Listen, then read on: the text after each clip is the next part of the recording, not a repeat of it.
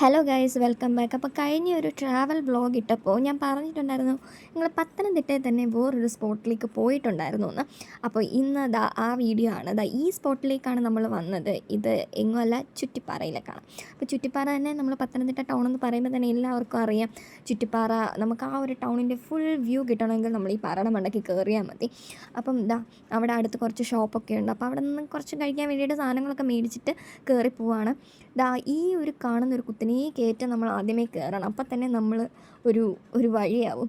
പക്ഷെ എന്നാലും നമുക്കൊരു നല്ല റിസൾട്ട് കിട്ടണമെങ്കിൽ കുറച്ച് കഷ്ടപ്പാടൊക്കെ സഹിക്കണമല്ലോ എന്ന് വിചാരിച്ചു കയറി കഴിയുമ്പോഴത്തേക്കിനും സത്യം പറഞ്ഞു കഴിഞ്ഞാൽ എന്ത് നല്ല അറ്റ്മോസ്ഫിയറാണെന്നറിയാം. നമ്മൾ താഴെ നിന്ന് വിയർത്ത് കുളിച്ചാണ് നമ്മൾ മുകളിലേക്ക് എത്തുന്നത്. പക്ഷേ എത്തിക്കഴിയുമ്പോഴത്തേക്കിനും നല്ലൊരു കാറ്റ്, നല്ലൊരു അറ്റ്മോസ്ഫിയർ. പിന്നെ ഈ കാണുന്നത് പ്രൈവറ്റ് ബസ് സ്റ്റാൻഡാണ്.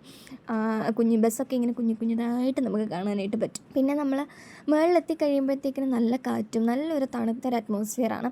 പിന്നെ ഇവിടുത്തെ മെയിൻ ഒരു ഇതെന്ന് വെച്ച് കഴിഞ്ഞാൽ ഇത് വെറും മല മാത്രമല്ല, അവിടെ ഒരു ചെറിയ പ്രതിഷ്ഠയും അമ്പലവും ഒക്കെ ഉണ്ട്. അവിടെ എത്തുമ്പോൾ തന്നെ നല്ലൊരു പോസിറ്റീവ് ഒരു ഫീൽ നമുക്ക് കിട്ടും.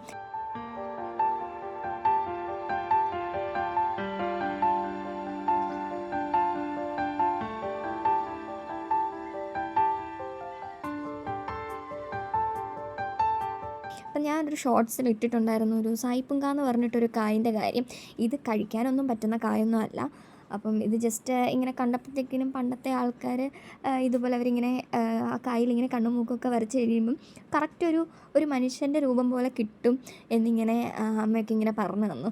അപ്പം ജസ്റ്റ് അതിങ്ങനെ ഒരു എക്സൈറ്റ്മെൻറ്റിന് അതിങ്ങനെ വരച്ച് നോക്കി. ശരിയാണ്, നല്ല രസമുണ്ട്, നല്ല ഭംഗിയുണ്ട്. ഒരു തൊപ്പിയൊക്കെ വെച്ചൊരു മനുഷ്യൻ്റെ ഒരു ഫേസ് പോലെ തന്നെ ഉണ്ടായിരുന്നു. അപ്പം ഇതൊക്കെ കണ്ടിട്ടുള്ളവരുണ്ടായിരിക്കുമല്ലോ അല്ലേ നിങ്ങൾ? ഞാൻ കണ്ടിട്ടില്ല, ഞാൻ ആദ്യമായിട്ട് കാണുവാണ്. പലരും ഇത് കുട്ടിക്കാലത്തൊക്കെ ഇത് വെച്ചൊക്കെ കളിച്ചിട്ടുണ്ടാവും. അപ്പം അതൊക്കെ കണ്ടു. പിന്നെ അമ്പലത്തിൻ്റെ ആ ഒരു സൈഡ് പോർഷനാണ് ആ കാണുന്നത്. പിന്നെ ഈ പറയാതിരിക്കാൻ വയ്യ, ആ ഒരു ഫുൾ വ്യൂ കാണുമ്പോൾ കിട്ടുന്ന ഒരു ഹാപ്പിനെസ് അത് ഭയങ്കരമാണ്. നല്ല നല്ല സുഖമാണ് അവിടെ ഇരിക്കാൻ വേണ്ടിയിട്ട്. നമ്മൾ അത്ര ചൂടൊന്നും അറിയത്തേ ഇല്ല.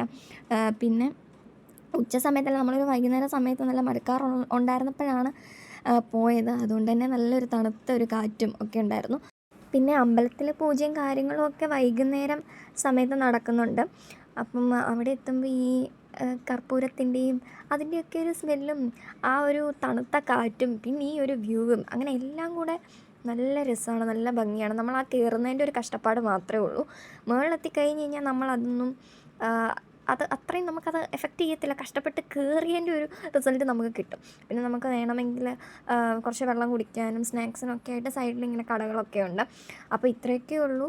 അപ്പം കുറച്ച് നേരം സ്പെൻഡ് ചെയ്ത് ഫോട്ടോ ഒക്കെ എടുത്തതിന് ശേഷം ഞങ്ങൾ തിരിച്ചു പോയി. അപ്പം ഇനി അടുത്തൊരു വീഡിയോയിൽ കാണാം. Tata, bye bye.